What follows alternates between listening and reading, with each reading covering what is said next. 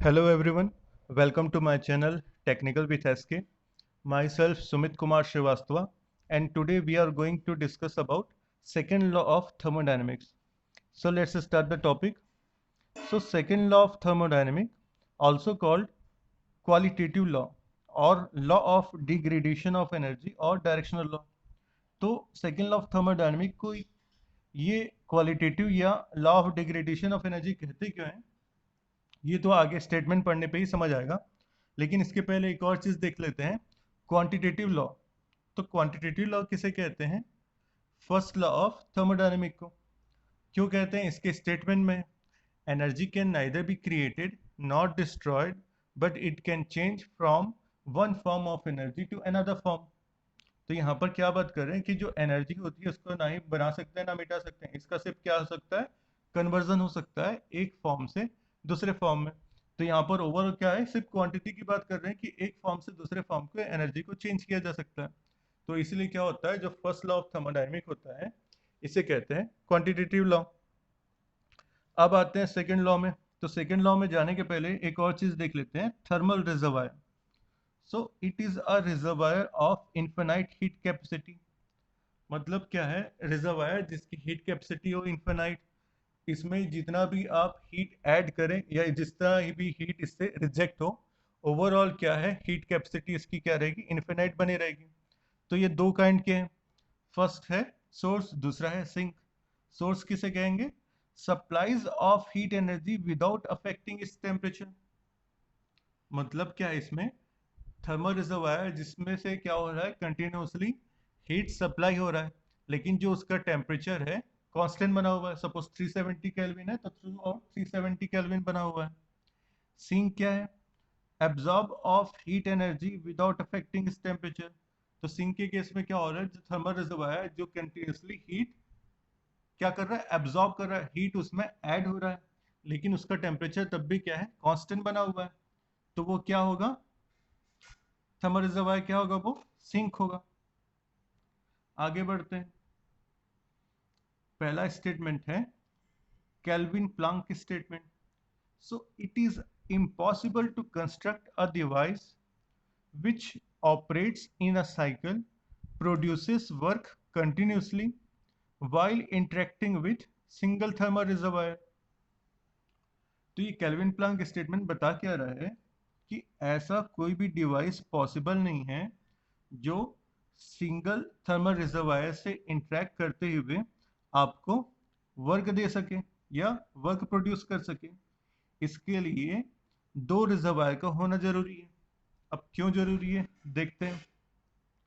ये high temperature reservoir जो है, यहाँ से क्या होगा, डिवाइस को हीट सप्लाई होगी, और ये हीट सप्लाई से क्या होगा, ये वर्क प्रोड्यूस करेगा। लेकिन क्या ये पॉसिबल है कि जितना भी हीट डिवाइस को सप्लाई हो रहा है, डिवाइस एब्जॉर्ब कर रहा है, उतना पूरे को ये क्या करे, एनर्जी को कन्वर्ट कर दे वर्क में? नहीं पॉसिबल है, क्योंकि वर्क जो है 100% क्या है, कन्वर्ट नहीं करता। मतलब जो हीट होता है, सॉरी, जो हीट होता है वो 100% उसका कन्वर्जन पॉसिबल नहीं है, क्योंकि हीट जो होती है वो क्या होती है, लो ग्रेड एनर्जी होती है। लो ग्रेड एनर्जी का 100% कन्वर्जन पॉसिबल नहीं होता। तो ये क्या होगा एक्चुअल में, इस डायग्राम में देखते हैं। टी एच क्या है, हाई टेम्परेचर रिजर्वायर है, और टी एल क्या है, लो टेम्परेचर रिजर्वायर है। तो हाई टेम्परेचर रिजर्वायर से जो हो रहा है क्या, हीट सप्लाई हो रहा है, और वो जा रहा है हीट इंजन को या इस डिवाइस को, और इस डिवाइस से क्या हो रहा है, वर्क प्रोड्यूस हो रहा है। लेकिन क्या है, फुल कन्वर्जन हीट का वर्क में नहीं होता, क्योंकि लो ग्रेड एनर्जी है। तो कुछ अमाउंट क्या होगा, ये कन्वर्ट हो गया वर्क में, और जो बाकी क्या होगा, एनर्जी क्या होगी, हीट जो है वो रिजेक्ट होगी। और ये जो रिजेक्टेड हीट है वो कहाँ जाएगा, लो टेम्परेचर रिजर्वायर में। क्लियर है? तो जो ये डिवाइस होगा जो वर्क प्रोड्यूस करेगा उसे क्या कहते हैं अपन, हीट इंजन कहते हैं। डिफाइन क्या करेंगे, heat engine is a work producing device which takes heat from high temperature reservoir and transfer it to low temperature reservoir।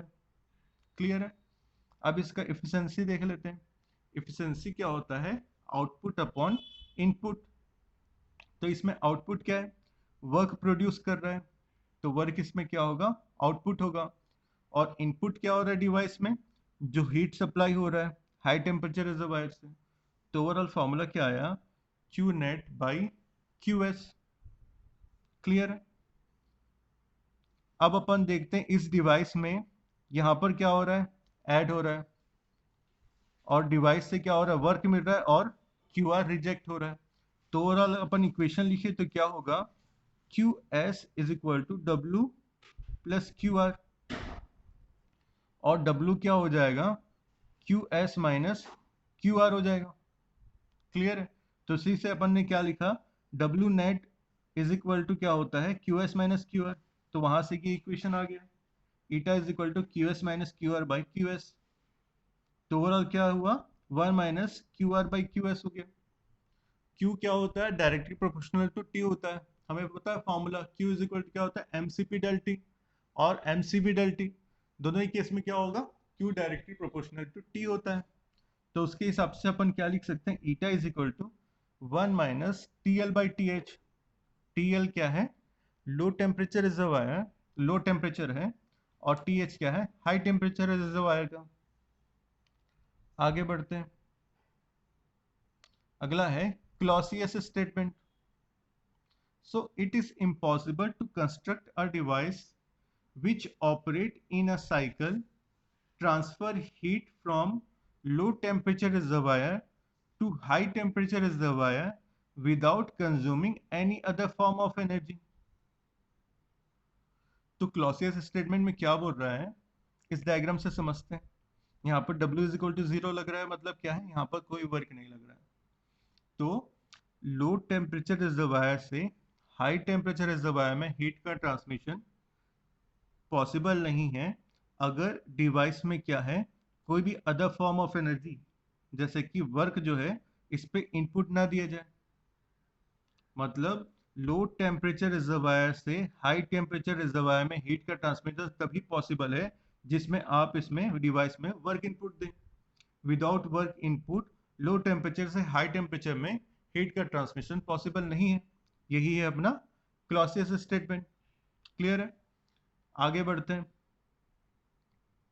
COP, coefficient of performance, या इसको क्या बोलते हैं, EPR, एनर्जी परफॉर्मेंस रेशियो। तो ये इफिशिएंसी से डिफर कैसे, जो इफिशिएंसी होता है उसे अपन क्या करते हैं, किस में यूज करते हैं, हीट इंजन के केस में यूज करते हैं।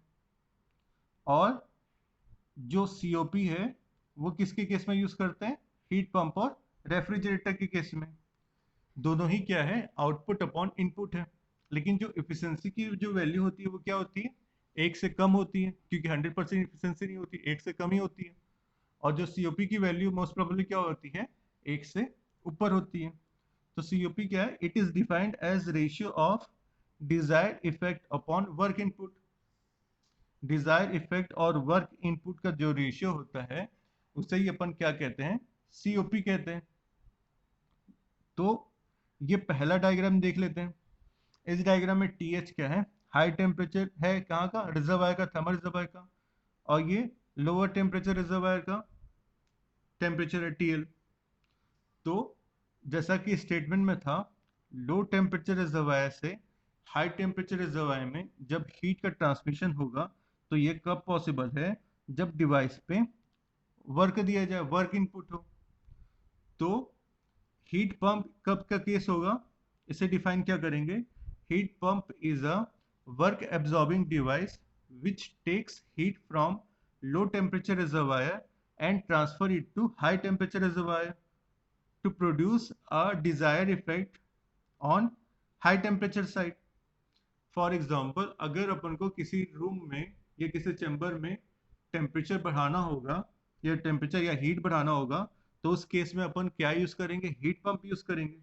लेकिन अगर अपन को किसी चैम्बर में उसको ठंडा करना होगा या उसे कोल्ड करना होगा, तो उस केस में अपन क्या बोलेंगे, उसको रेफ्रिजरेटर बोलेंगे। रेफ्रिजरेटर आगे देखते हैं।